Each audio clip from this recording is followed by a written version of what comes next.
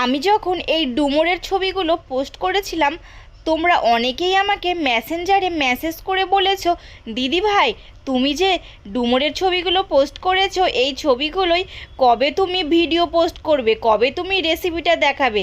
তো চলো আজকে তোমাকে দেখিয়েই দিচ্ছি যে কিভাবে আমি ডুমুরের রেসিপিটা রান্না করেছিলাম। তো প্রথমতই বেশ কিছুটা ডুমুর আমি কেটে নিয়েছিলাম। ডুমুর কাটতে কিন্তু অনেকটাই ঝামেলা, দেখতে পাচ্ছ আমার হাত পুরো কিন্তু কালো হয়ে গেছে আর একদম।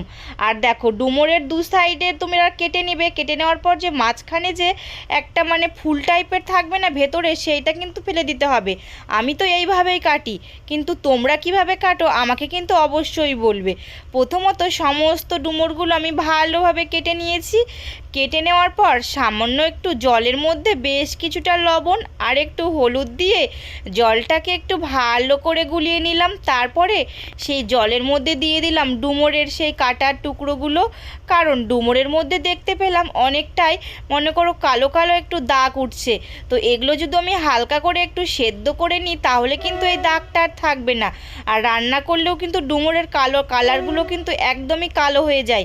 যদি তোমরা এইভাবে রান্না করো যে লবণ হলুদ দিয়ে একটু সেদ্ধ করে নিলে ডুমুরের যে কালো কালারটা সেটা কিন্তু চলে যায়। দেখতে পাচ্ছ আমি এখানে ইন্ডাকশানে বসিয়ে দিয়েছি সেদ্ধ হওয়ার জন্য। বেশ অল্প কিছুক্ষণই সেদ্ধ করব, কারণ ডুমুর কিন্তু ভালো হলে তাড়াতাড়ি নরম হয়ে যায়। আর আমার এই ডুমুরগুলো কিন্তু অনেকটাই ভালো ছিল, সেই জন্য তাড়াতাড়ি নরম হয়ে গেছিলো। এখানে দেখো সেদ্ধ কিন্তু প্রায় হয়ে এসেছে। আর এই দেখো সেদ্ধ হওয়ার পর দেখতে পাচ্ছ গায়ে কিন্তু কোনো রকম একটুও কালো কালার নেই, একদম ফ্রেশ হয়ে গেছে। তারপরে একটা ভালো কড়াইয়ের মধ্যে সুন্দর করে বেশ কিছুটা তেল দিলাম, কারণ ডুমুরের তরকারিতে হালকা একটু তেল দিলেও কিন্তু বেশ ভালো লাগে না, একটু বেশি তেল দিতে হয়। কিন্তু আমি একটু অতটাও বেশি দিইনি, হালকা করেই দিয়েছিলাম। দেওয়ার পরে বেশ কিছুটা মানে দুটো টুকরোর মতো 2 পিস আলু ভেজে নিয়েছিলাম।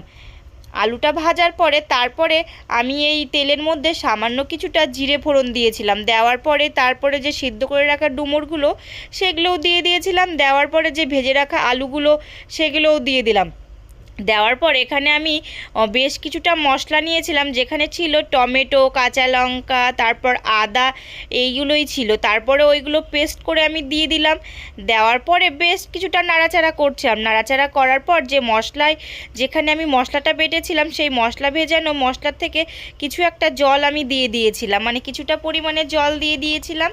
দেওয়ার পরে সুন্দর করে ভালো করে নাড়াচাড়া করে নিচ্ছিলাম, কারণ এই মশলাগুলো ভালো করে কষাতে একটু সময় লাগবে।